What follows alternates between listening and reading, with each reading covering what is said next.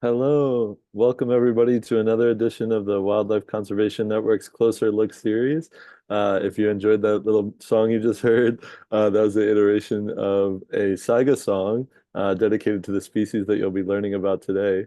It was initially written by a native of the Karakalpax community in northwestern Uzbekistan, but translated to English for your listening pleasure today. And we're really thrilled that we're here today with another edition of the Closer Look series where WCN connects international audiences all around the world with direct access to some of the world's leading conservationists who are working every day to ensure that wildlife and people coexist and thrive. So today, we'll be joined by the Saiga Conservation Alliance, who's working to restore a fascinating species, the Saiga antelope, which is found across the Eurasian steppe, across nowadays a few countries of Kazakhstan, Uzbekistan, Russia, and Mongolia. And this fascinating species that you'll see plenty of beautiful photos of, you'll notice its long, wobbly nose and large, expressive eyes that make it seem like a unicorn of the Eurasian steppe, or some people have compared it to a Dr. Seuss character. But these adorable antelopes are really much tougher than they look. They've roamed around the earth since the Ice Age and have outlived mammoths and saber-toothed tigers, thanks to their wide diet that helps them allow to thrive in such a scarce habitat of plantations. Um, and luckily, their diet has helped them to thrive for millennia. But unfortunately, in the 1990s and early 2000s, saiga populations across the world actually had fell off a great deal due to human activities and a massive disease outbreak that led them to nearly be on the brink of extinction. But luckily, organizations like the Saiga Conservation Alliance have worked over the past 20 plus years to turn the game around for Saiga. And luckily, last year, in December 2023, about 20 years after the Saiga had hit their lowest point of the population, the International Union of Conservation and Nature, or IUCN, decided to reclassify the Saiga antelope from critically endangered to near threatened, which is a huge win. And we rarely hear wins in conservation. And so today we want to focus on wins like this, what led to such success, and the Saiga team will share about that. So we'll first hear from Dr. EJ Milner-Gulland, who co-founded the Saiga Conservation Alliance back in 2006. And during her long tenure with Oxford University in the UK, EJ has really been focusing on instilling a sense of optimism into the conservation world. And I think you'll feel that today when you hear this brief presentation from EJ and her positive energy to learn about Saiga, but also the unique challenges the species face. And so after EJ shares her presentation with us today, we'll be joined by a few other team members of the Saiga Conservation Alliance, including Dr. Elena Baikova, Olya Zipova, and Zibo Isakova, to field some live questions from the audience. So for now, I will eventually pass it over to EJ, but we encourage you guys to get involved in the chat, for the audience to write where you're tuning in from so that the Saiga team can see some of the audience joining us today. And as you listen to EJ's presentations, try to share as many questions or comments you want in the chat, and we'll dedicate a lot of time at the end for us to respond to those questions. So without further ado, I'll pass it over to EJ. Thank you, Tommy. Thank you very much for giving us the opportunity to talk to everybody. And thank you, everyone, for coming. And I hope that this will be of interest to a lot of people. So I'm going to start by sharing the presentation. And I hope everyone can see that okay. Yep, great. So I'm joined here today by Olya, Lena, and Zibo, who are my colleagues based in Uzbekistan. And they'll be able to answer lots of questions in the chat, particularly because Lena and Zibo have just come back from the field, so they've got lots of new and exciting things to say. So I'm going to focus on two areas today when I'm talking about some of the things that have been going on in the last couple of years that I think and hope you will find interesting. I'm going to start with Resurrection Island, which, as you can see here, is right up in the north of Uzbekistan. And it's a place where Lena, Olya, and Zibo have been working tirelessly to help support Saigas as well as local communities over the last number of years. So the context here is one of the biggest environmental man-made disasters that we've yet had on the planet. I'm sure we can match those in future years, but for now, it's been it's a real story of disaster, which I will then show you, disaster that then can go into hope. So you can see the size of the Aral Sea. It used to be the fourth largest freshwater inland body in the world. But over the period from the 70s until the present day, really, it shrank rapidly. And this is mostly to do with irrigation for cotton. And so by 2014, we just had this edge of the lake still, and most of the lake was just a salty area of mud and sea bottom. So this seems like a lifeless disaster zone. However, right in the center of this area is a little island called Resurrection Island. And it's really well named as Resurrection Island because when Lena and her team went there about 10 years ago now, what they found was abundant wildlife, because this is an island that had been shut off from human damage for probably 400 years. And it was a place where wildlife had therefore been able to flourish, including saigers. So we came and talked to the Wildlife Conservation Network's Expo in 2018, and I laid out then a plan for using Resurrection Island as a flagship for restoration, resurrection of the Aral Sea area more widely. So then we said, well, in the first year, we would start to do some research, and then we would talk to schools, and we would start to plan with the government a new protected area that would protect Resurrection Island and its areas. We'd then start thinking about tourism, and we'd train protected area staff. And then by year 5, we would be able to have a self-sustaining program. Now, it's not often that you come somewhere and say, we've got this bold vision for a 5-year program, and then actually find a situation in which that vision has been achieved. But in this case, I can tell you 5 years on that we have actually just finished a large project that was exactly that. And that was generously funded by you at the Wildlife Conservation Network, with also the People's Trust for Endangered Species, the UK Darwin Initiative, and the Whitley Fund for Nature. And you can just see some pictures here of some of the exciting, maybe bleak scenery, but also fascinating scenery that you see around the Aral Sea area, the famous stranded boats, interesting geology, but also beautiful things like flamingos. The first thing that Lena's team did using this funding was to go out and do a biological survey of the Aral seabed area. So you can see that despite it being perhaps seeming to be just empty desert, that it's teeming with wildlife.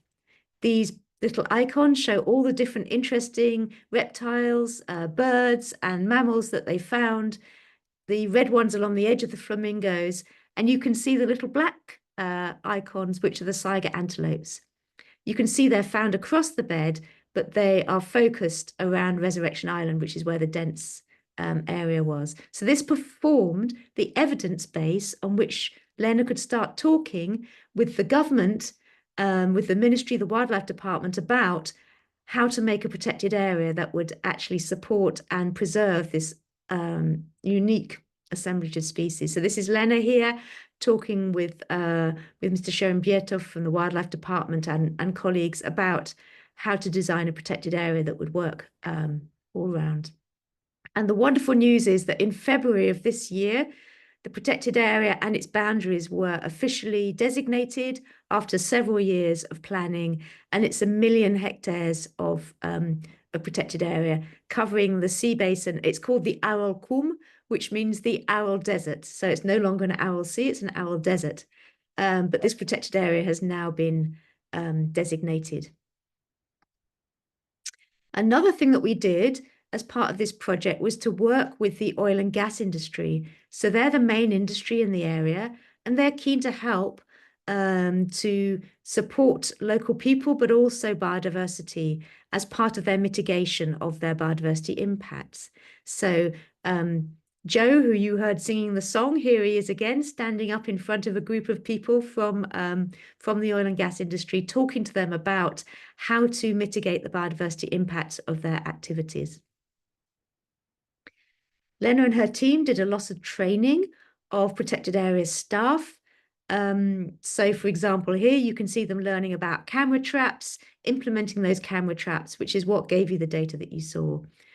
A lot of equipment was also bought, and that big picture of what looks like dots in the sand is actually Saiga tracks that they managed to see on the LC bottom. And here's some camera trap pictures demonstrating Saigas available around. This was in March this year. A nice male there with his horns, nice and fluffy with his winter coat, and then a female as well. A major thing that's required is to get some new enterprises into the area so that local people can make a living from the natural beauty of the area that they have. So there were 75 homesteaders who were trained as part of this program.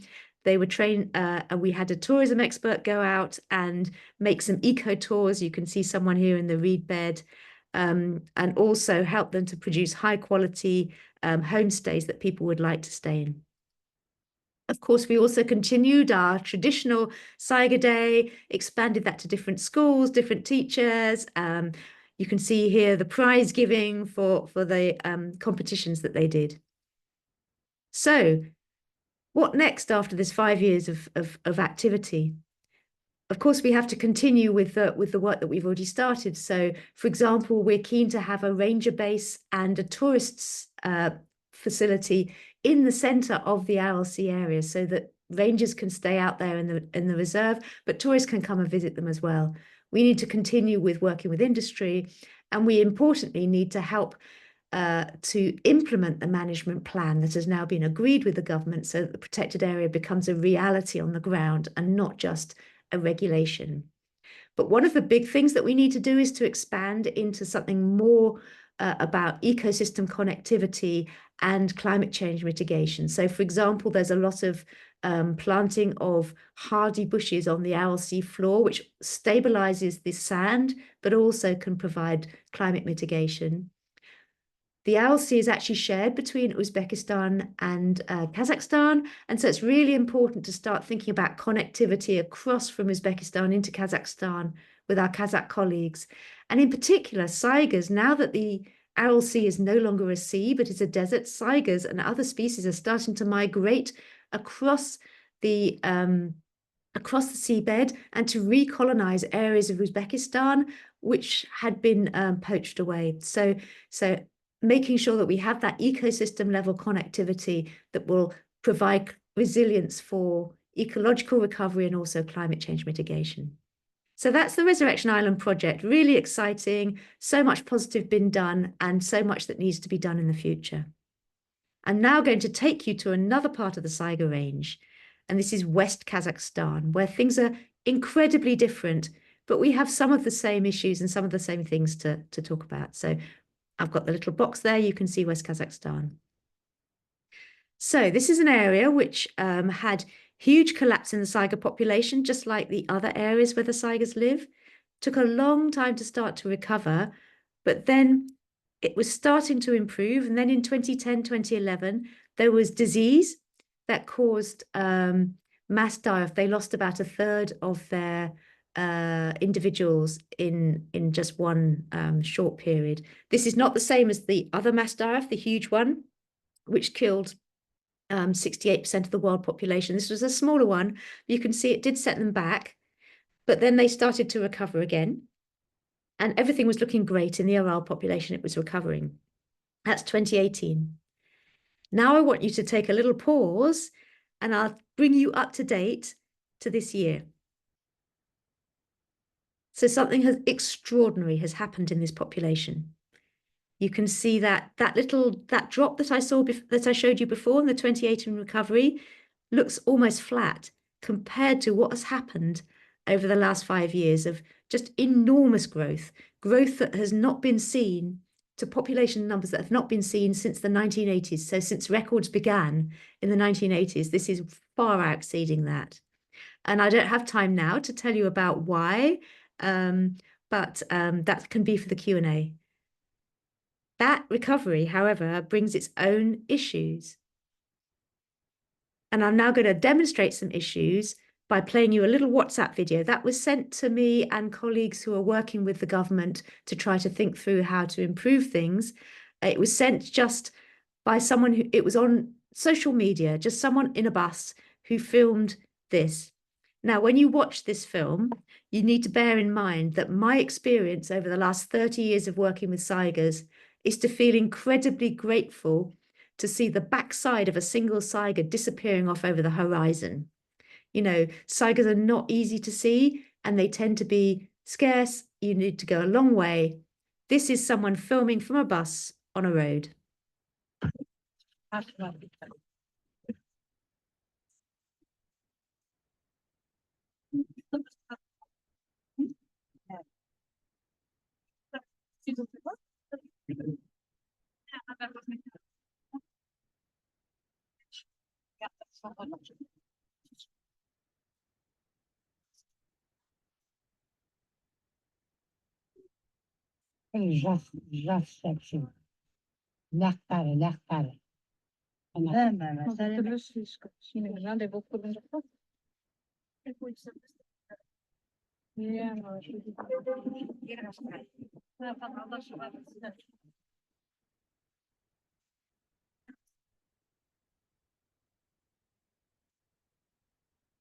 Okay.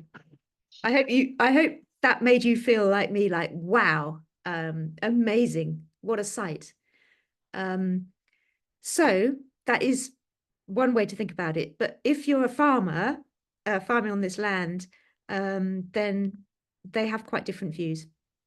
And so last May, the government of Kazakhstan asked me and a set of other international experts to come to do a fact-finding trip to just get a feel for some of the issues and to talk to some of the local officials, the farmers, about how things could be taken forward, how we could actually address this new issue of just so many Saigers in a relatively small area. So the first part of the trip, we started in Uralsk, which is the main city of the area, and we drove to this little town called Kostolovka. We stopped at a petrol station just outside the village and went in, and the guys at the petrol station said, "Oh, there's a big herd of Saigers, it's just round the corner." And I thought, well, it can't possibly be round the corner. You know, we're on a main road, we're right next to a village. We went and there they were. And this is my iPhone, very bad picture, but it's Saigers within a couple of kilometers of a village, grazing peacefully. You can see that they're not being poached. They're not being harassed because they're completely calm. We were standing by the side of the road and just watching them. You can see it was quite an event. They were really keen, the government, to make a big deal of this. So we had a lot of media there. We had a lot of people coming to kind of tell us what all the issues were and and ask us to help them to think through how to improve things. I was standing by the side of the road watching these things, and the guy next to me turned to me and said in Russian, what do you think about this? And so I said to him, well, my heart is overflowing with joy. I've never seen anything like this. This is absolutely amazing. And he said to me, no, it absolutely isn't. And he was a farmer. So I'd said the wrong thing. More soon on that one. The next day, we took a long trip through some of the empty areas where the Saigers were, the kind of grazed areas. And we turned up at about 6 p.m. at this place called Talovka, which is right up in the top. You can see the top of Kazakhstan, surrounded by Russia. We turned up and then we found ourselves in this village hall with about 60 angry farmers sitting there waiting to talk to us and to tell us what they thought and to ask our views. That was quite something we weren't quite expecting. So we had to stand up and give our views about how we recognize this is a really complicated situation and one that has arisen very quickly. One of the farmers, you can see here, the guy in the middle of the picture, wanted to go and show us his pasture where the Saigers had been a couple of weeks beforehand. and to talk to us about how worried he was about the hay that might not then grow. Now, it's interesting, this issue, because if you zoom in on somewhere like Google Earth, you can see the Kazakhstan area, which is still relatively undeveloped steppe land. You can see some very faint markings, which is the hay fields, but really it's mostly steppe.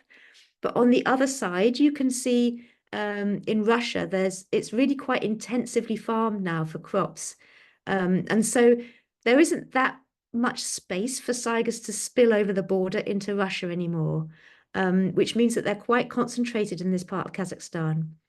That's the first picture. If you look at the second picture, then you can see a red and white dotted line. So this is an area that's newly designated protected area that they're hoping the saigers can go into.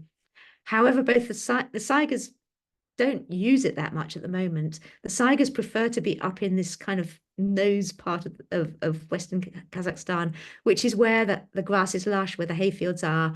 And so that's where we're having some issues. After that trip, we went to the capital and we worked with the farmers, the governments, the NGOs, the policymakers to produce a strategy for the conservation and management of saigers in Kazakhstan, which is a really good document under the Convention on Migratory Species. It's a document that is very participatory. It talks about making sure that farmers share the benefits of the saigers, that we recognize the damage that the saigers are causing and help the farmers to be compensated, or at least to gain benefit from the saigers. After that, however, the government decided that they would implement a cull of saigers. They culled over a period through Christmas and through into the breeding season about 37,000 saigers. You can see it was for meat, for horns, potentially for export in the future, and even tinned meat, saiga meat here. This was actually very difficult because it wasn't the way that we were expecting under the strategy for this to be done. We were expecting a pilot thing that was very much with local farmers rather than a more industrial scale cull. And also it triggered quite a lot of disquiet amongst local people, amongst the farmers, who said, actually, this is not the way we were hoping things to go. We don't want necessarily our saigers that were endangered only a few years ago to be industrially culled. And so the president stepped in and said in April this year that they were going to pause the cull, no more culls going to happen, and going to rethink. So that's where we are at the moment with the Ural saiga population. It's been very quick, very dynamic. A lot of things have happened, and the Saiga Conservation Alliance have been in there trying to help local farmers, government, and other NGOs internationally and academics to find a way through this rather surprising, complicated situation. So what do these two projects have in common? I think there's two things that hopefully you could have seen from the way that we're acting as the SCA. First of all, we're focusing on the broader ecosystem and the social context and the pivotal role that saigers are playing as an iconic species in both of these different contexts. We're also focusing on working on the ground with a wide range of stakeholders, with residents, with businesses and government, to help to make a real practical difference. And we play our part as a bridge between local needs and priorities, international funding, international expertise, and international networks. And the other thing that we have in common is sticking with this for the long term. So really staying with things as the situation develops, providing our support as best we can. So now I hope there's lots of time for questions. I hope this has whetted your appetite and found lots of interesting things that you might want to ask us about that we could discuss together.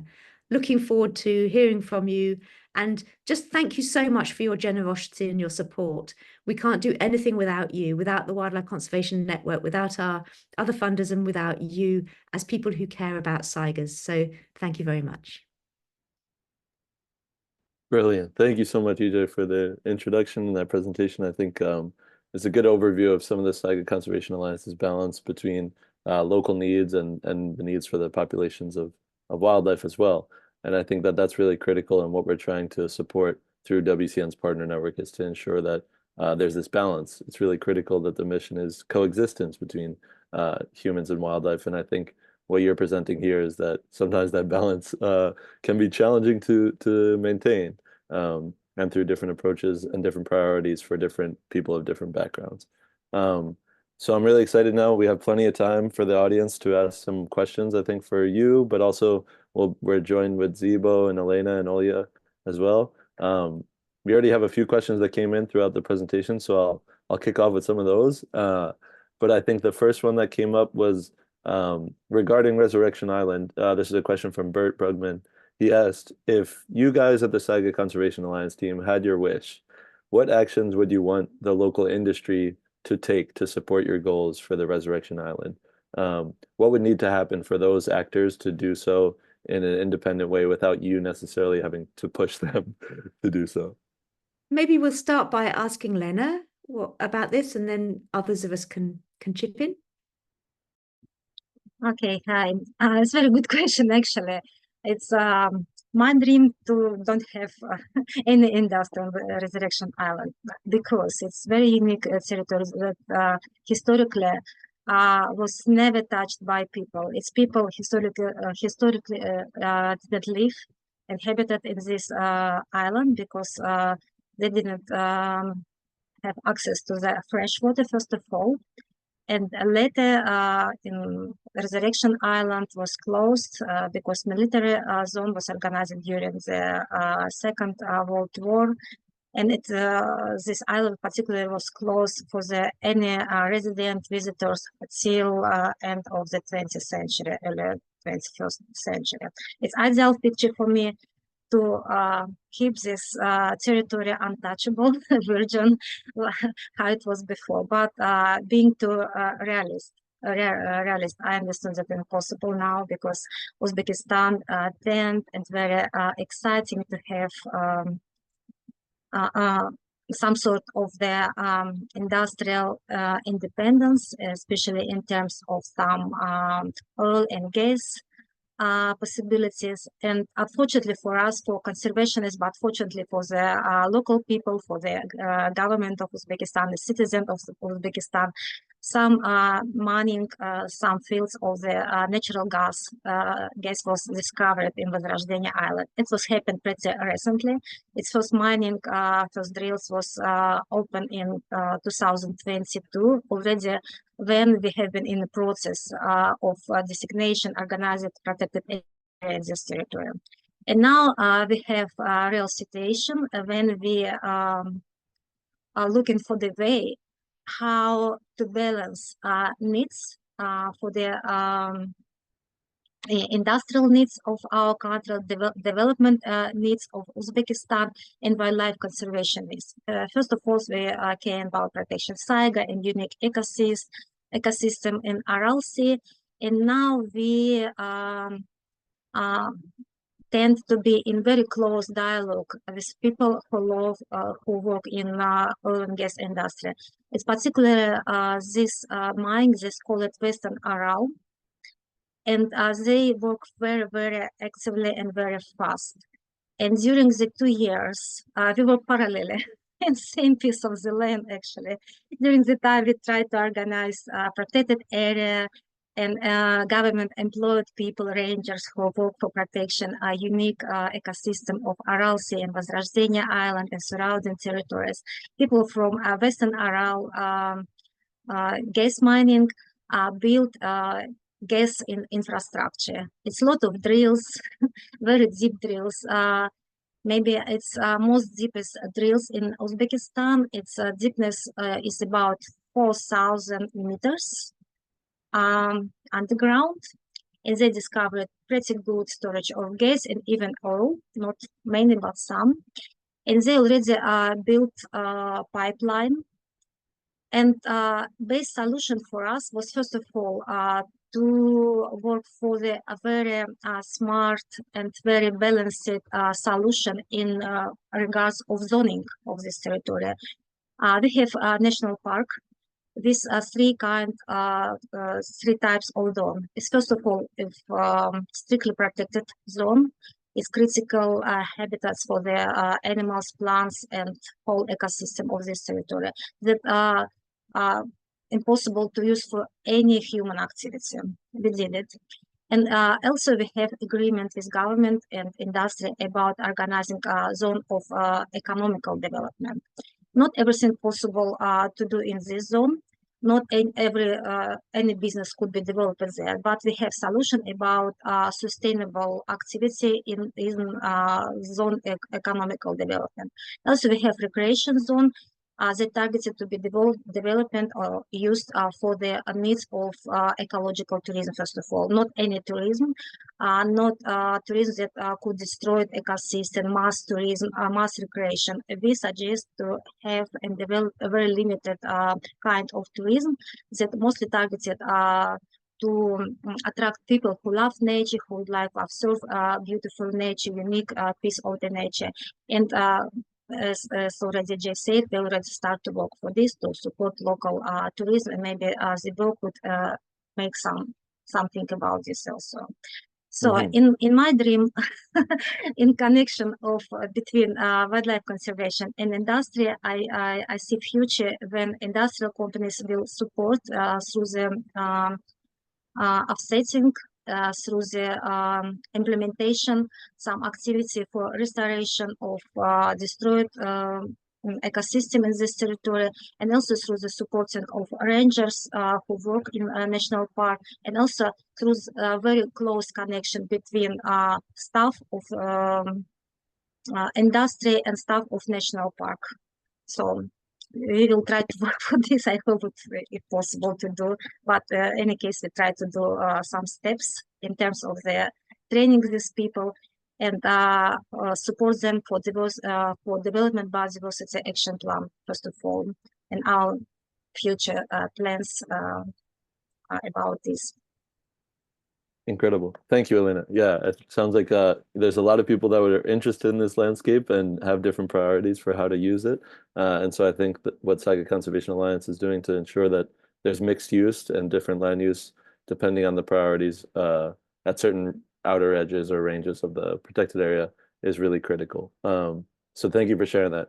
And I hope that the industry players can still get back behind the importance of why protecting the biodiversity in this landscape is not just a benefit for wildlife, but it's a benefit for people's own tourism and generation of income and maintenance of our own histories and culture as well.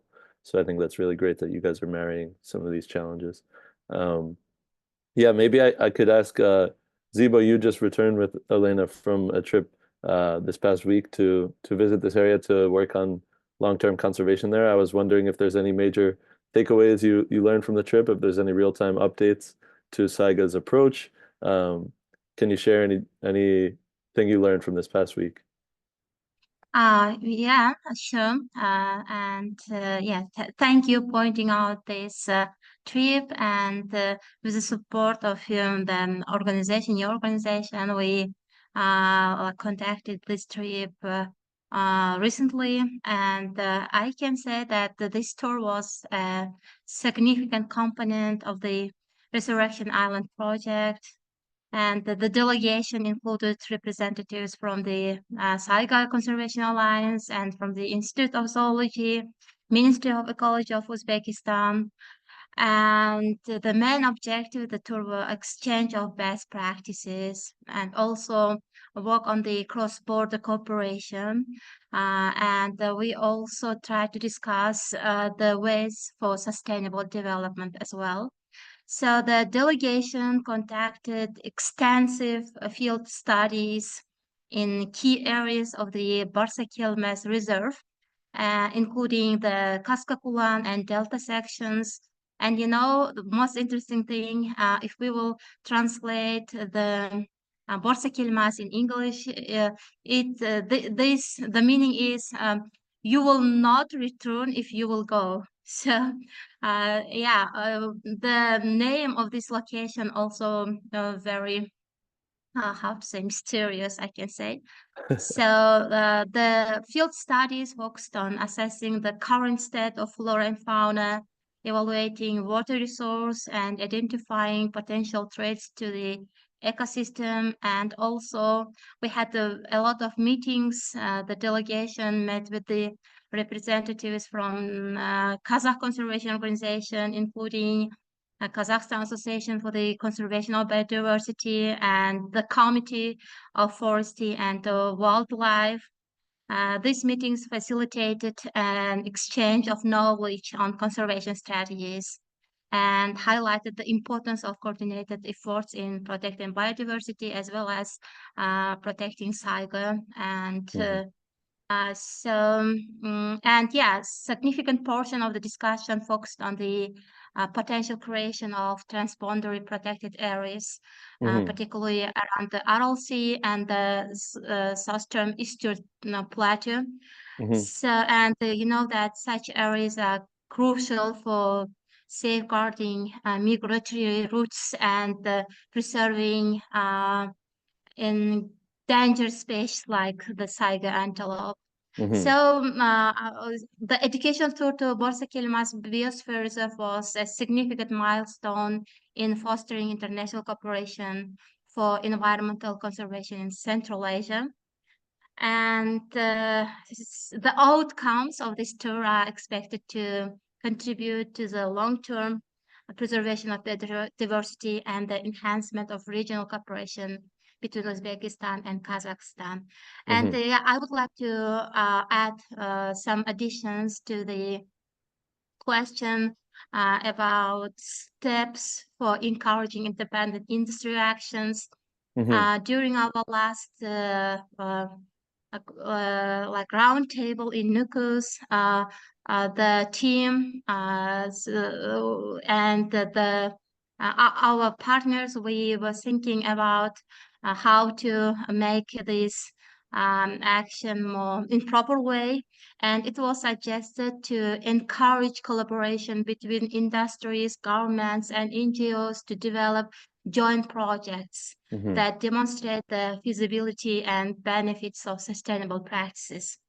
Once industries see a successful model, they may be more likely to adopt these practices independently. So that was one of the solutions. Yeah, thank you. That's great to hear. Thank you, Zibo. Yeah, I think it's really important, as EJ was mentioning at the end of her presentation, that the SCA team doesn't just work in isolation or very siloed, right? It's about marrying these different levels of influence on the international schemes, government, and local needs. And that's great to hear. I think there's a lot of questions in the audience. Maybe, Olya, this might be good for you to respond to. About tourism in Saiga Range State. So I'm sure a lot of folks that are in the audience have seen these videos that EJ shared, and they're like, I want to see that with my own eyes in person.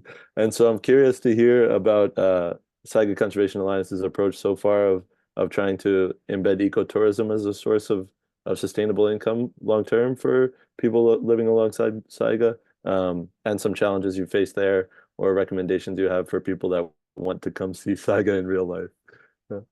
Yeah, so there are lots of discussions about ecological tourism, not only discussions, but also the first steps have been taken towards implementing some different touristic opportunities. So the good thing is that local communities are very excited about it. So we did social surveys, we asked people what they think about it and about different income opportunities that would be new to the region. And ecotourism was so far the most popular one, because people that live in the region, it's a very remote area, and if there is something that people know well, that is how to kind of like navigate the area. It's very vast, and for somebody who is coming from abroad, from a different country, even like from other cities in Uzbekistan or Kazakhstan, it's not very clear what is going on there, but locals are very well aware about their environment. And throughout our project, we could also increase their awareness about different species, about the importance of ecosystems, about protected areas and their connectivity. So now having this knowledge and knowing about opportunities that they can implement in terms of like developing their own businesses, ecotourism sounds and looks like the most feasible option and the option that people are most interested in. Now, the issue is that there are lots of people that are excited to do it, but there is very little infrastructure to do it, and there is still a lack of skill as it relates to ecological tourism. So while people have this understanding and excitement to do it, they still need to, for example, learn different languages, or they need to learn how to do proper guided tours. They need some areas to invite people in. So for example, there are homestays. We started working and training people that would like to rent out their spaces, because it's a very wild area. There are small villages. There's one relatively large town, so approximately 16,000 people. So that would be the largest in the area. And everything else is like small villages, and there's a big distance between them. So for example, going from this like town of 15,000 to the Resurrection Island, which is a very scenic area. It looks like a moon surface with very epic landscapes. Like the sunsets are amazing there. Like you can do stargazing. You can like look at different animals as well. There are some water areas. Maybe now you're lucky to see saigas as well. So lots of things to do, but really hard to get there. Because if you remember the pictures from the presentation, the roads are not there. So there are like, if it's a rainy season, it's all mud basically. So you need special vehicles, you maybe need some additional roads, and you need some places for people to stay, and some areas where they could like get lunch, dinner, etc. So all this requires investment, and we are now working on creating this community of like joint practices between the industry, the government, and local representatives that would like to develop their business, to decide what's the best way to go about it. Because a small project like us, like even with all the nations in the world, like that's a lot of investment, and it should be treated as such. Like it should be treated like a business project. So we are trying to liaise on behalf of SCA and bring people together so that they can find different common solutions. So that's where we are now. And we continue to provide education, so different skills as relate to tourism. We work with a Ministry of Tourism in Uzbekistan, and we run a number of different trainings for locals. We'll continue doing that. Yeah, and we'll continue trying to bring more opportunities, more people, more connections. So hopefully together we can develop it more. That being said, if you're curious, there are already tours. We developed a ecological tour, different versions of that, and we have some small number of people that are already able to provide those services. So if you're interested, of course, you're very welcome. That's a very unique area, and maybe now you'll be lucky to see saigas there as well. So that's amazing to hear, Olya. Yeah, this is definitely a long-term investment, I think, because if you want sustainable income for protection ongoing of saiga, then we need to invest in these types of resources. So that's great to hear that the SCA team is doing that. And if anybody in the audience today wants to mention that they're interested in this type of activity to try to support the tourism ongoing for saiga conservation, then please mention it in the chat and we'll try to connect you with the SCA team. I wanted to follow up maybe with a question about the saiga population and their own natural biology that helps them to have recovered from being at one point such a drastic low population to now we've seen over the past few years the Kazakhstan population increasing. And of course, I think this one could be a good question for you, EJ, is that many other species across the world have had to resort to maybe ex-situ breeding programs where it's managed outside of their own wildlife areas and then reintroducing the species. It doesn't seem like the saiga species has tried to do that, but can you tell us a bit about what is unique about saiga that has allowed their populations to recover, and how that maybe gives you hope for the future of across the range as it goes through peaks and valleys of the population, they can continue to recover? Sure, yes. And just to say about Ural, we do think that, you know, we could call it the Serengeti of the East. It's quite something. And currently there's no dedicated saiga tourism there, but it is possible to fly into Uralsk, which is a big city, and there are kind of hotels and things around, but it just isn't organized enough in a way that it would be comfortable for international tourists. But hopefully, you know, something like this huge spectacle would be something that could bring people from around the world, I would hope. Yeah, the saiga is a really interesting species because it, although it has massive crashes, like it has crashes in hard winters. It has these disease related crashes. It also has the facility to rapidly increase. It has twins and starts to give birth very young and, you know, can carry on for a long time. And so it has the possibility for its populations to grow even at, you know, 40% increase per year, which is what we've been seeing in the Kazakhstan population. And that is all kind of part of the adaptation. It's adapted to a really harsh environment and a harsh lifestyle that means it dies very quickly, but it also booms very quickly, which is kind of interesting. It means that it's not really suitable for breeding. It doesn't in captivity. It doesn't really do very well in captivity. And also you could never breed at the volume that you require. So it's one of these species that needs wide open spaces. It needs to be in large numbers, and you need to have enough space and enough resilience that allow it to collapse and then regrow.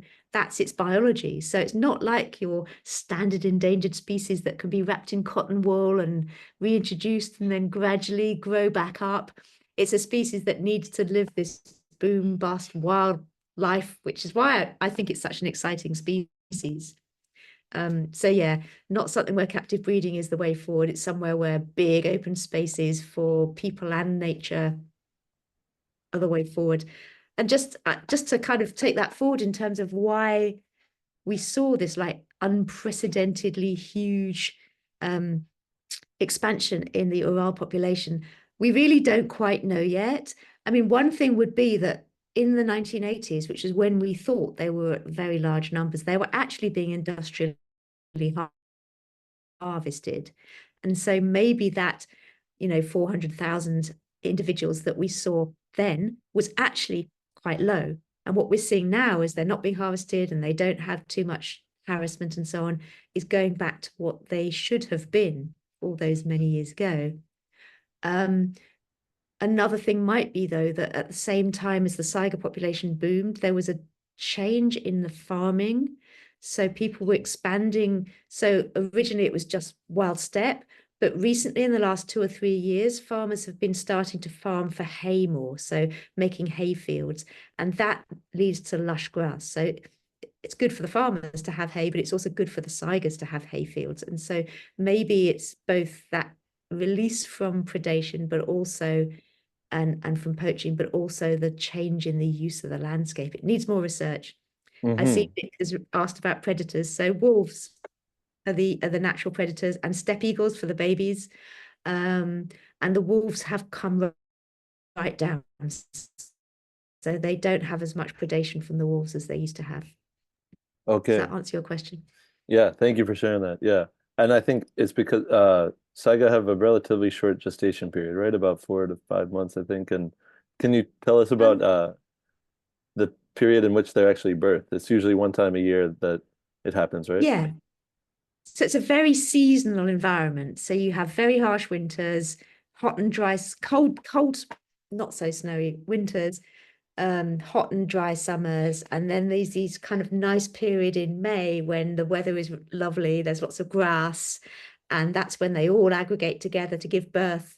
The first year, so the ones that were born in May the year before give birth to one baby that May, and the older ones give birth to twins in that period. So yeah, it's a 1 year kind of cycle from being born to having a baby yourself. Incredible. Yeah.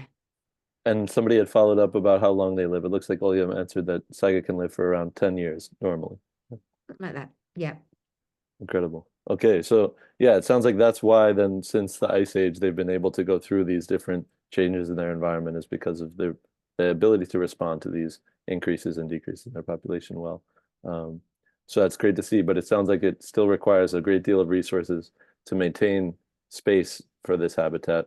I'll follow up with a question that came about the Project Green RLC, because Saiga, their actual diet is so diverse, and oftentimes they're eating plants that might be considered toxic for human harvesting or other species. Can you tell us about the specific tree called the sexual tree that's been planted there, and how it might influence Saiga populations in the RLC project long term. I mean, maybe I can start and then Lena and Olya can follow up. So yeah, the saxawuls were planted, so native tree. It was planted on the seabed to stabilize the sandy sea bottom. And that's important because it was salty and also full of pesticides from all the cotton. And so it was actually causing a lot of health issues and environmental issues because it was blowing. It's very windy out on the steppe. It was blowing out across a wide area and people were getting quite sick. And so it had to be stabilized. So that's why the saxawul was planted. Now it's also thinking about climate change mitigation potentially. Obviously, it's a different environment to a natural steppe environment. And I don't think we really know how that's going to play out in terms of the community, the ecosystem. But I don't know that it's going to be particularly bad for saigas to have saxawul on the sea bottom, but we really don't know yet. Is that fair, Lena, Olya? And also, Olya, actually, it'd be really good if you could speak a little bit about the socioeconomic work you've done and the role of saxawul in people's livelihoods. Yeah, sure. So, like first to add, in terms of protected areas and where the saxawul is. So part of the reforestation works have been done in the area where the protected area is. So like Resurrection Island, now Aralkum National Park. So when this was happening, so like right now the forestation works there are finished, but at the time when it was happening, like the previous few years, since 2017, I think, it wasn't particularly great because reforestation means a lot of machinery and people doing that, and that means disturbance for species like saiga. So at the time, that was not great, but saigas move around a lot. So what we recorded is that in the Resurrection Island, saigas just moved to another area, and that seemed to be okay. And another good thing is this reforestation works, they are not continuous, so there's a specific time frame. So I think that was going on for a few years, like 5-7 years or so, at least in that area, and now it's over, and that's okay. If it was ongoing thing, that wouldn't be good because it's the middle of protected area, so there are still like many valuable species that are living there and that are being highly disturbed, but right now it's okay. And in terms of the role of saxawul in the livelihoods of people, so in general, there's an interesting dynamic right now because locals used to use this plant a lot for for making fires, for example. It could be used just like this burning wood kind of thing, sometimes for medical purposes, but that's more rare. And so when the forestation work started, it was then banned to harvest saxawul because it's literally just being planted, and then it's already hard enough for saxawul to survive in that area because again, like lots of pesticides, not enough water, very deserted area, and some other issues related to that. And so people are now not allowed to take the saxawul. And so some people, like we recorded during the surveys, that they would still attempt to collect the saxawul, and that's one of the very few things that they could actually use in the area.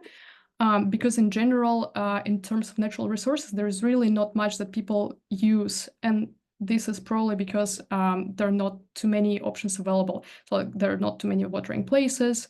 The area was big for fishing before. So that's something that people historically have been doing. And they still are very keen on doing that, but obviously now it's a desert.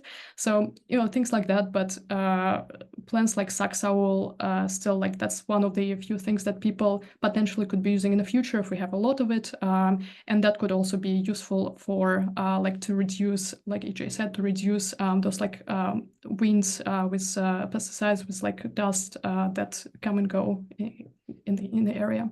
Mm-hmm.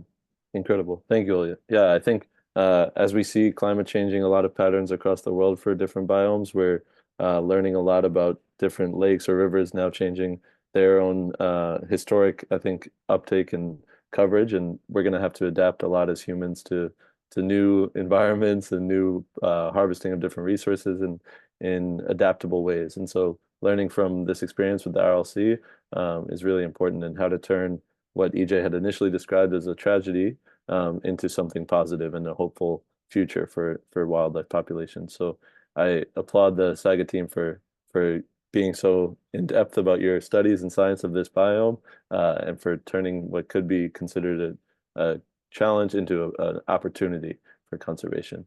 And we're running towards the end of the hour. We only have about 5 minutes left. So I want to see if we have time for one or two more questions. But I think for now, I'd love to hear maybe, WCN has been partnering with Saiga Conservation Alliance for nearly 20 years now, I think since 2006 or so. And we were wondering, for you guys at the moment, what are some of the biggest needs you have beyond? We are aware of the ecotourism plans you have for the RLC project, and overall plans for protection of that area. But for the Saiga Conservation's overall budget gaps this year, are there any major needs that you feel supporters from around the world could really be influential in helping you guys this year with, if anybody wants to share? So I think in Uzbekistan, we mentioned before that there's a lot of work still to do to actually get this protected area up and running. So to make sure that the rangers have the training and the equipment that they need, and to build some infrastructure for the rangers. So because at the moment there's nowhere to stay in the protected area. So they have to, it's quite a large area. They have to come in from the village where they are, or the town, go to the protected area, and they can't really patrol for long periods because they have to go home again in the evening. So trying to get a ranger station in the middle of the protected area, which could then also have a bit of a kind of tourist stay element as well, is really a key priority. And then also starting to think about how to build a broader connective landscape. That's a long-term project with Kazakhstan. More broadly, I guess, I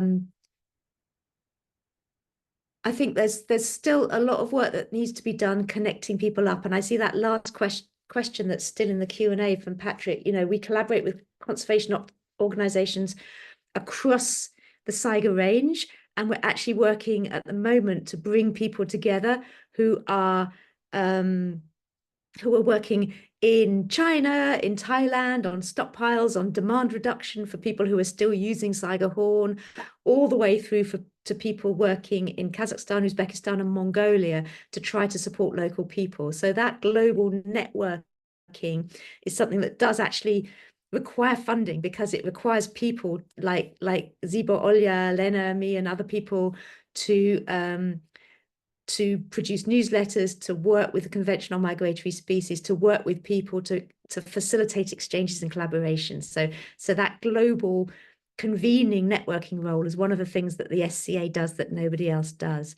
And I would actually just add that we have someone from Mongolia here on the call listening, and I would say that the Mongolian population is very small, very endangered still, and the guys in Mongolia from WCS, WWF, and the government are doing great work with local communities to support the Mongolian Saiga as well. So I just wanted to recognise that we've got a Mongolian colleague on the call, and they're doing really good work. Yeah, that's wonderful. I think you guys were very wise to name the organization the Saiga Conservation Alliance, because you have to ally so much with other NGOs and government members across.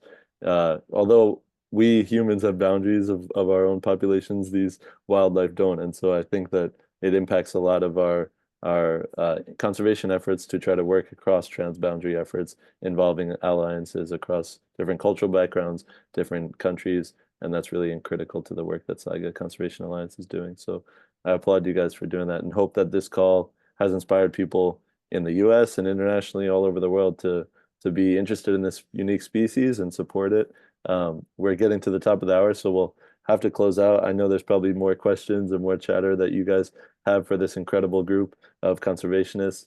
If you want to meet them in person, some of the SCA team will actually be joining us in San Francisco, California, on October 5th for WCN's Expo event, which happens once a year in October in San Francisco. And you can, if you want, tickets are already up on sale for the Expo. So if you want to visit that event, you can go to wcnexpo.org and hopefully meet some of this Saiga team, as well as tons of other conservationists from around the world. And we're also, prior to that, hosting another closer look similar to this one on Friday, September 20th, which will be with the Andean Cat Alliance. So we'll move from the Eurasian steppe down to South America to the Andean Mountains to learn about the Andean cats. But for now, I just want to close out by saying thank you so much to the Saiga Conservation Alliance team, to EJ, Zibo, Elena, Olya. You guys are doing incredible work every day. And it's folks like you that are so dedicated to this work that give us inspiration and hope and optimism for the future of conservation. So I want to applaud you guys and thank you so much for taking the time. I know it's late right now in Uzbekistan and Europe, so thank you so much for taking the time to share your work, and we hope to support it further for many years to come. Thank you, guys. Thank you so much. Thank you.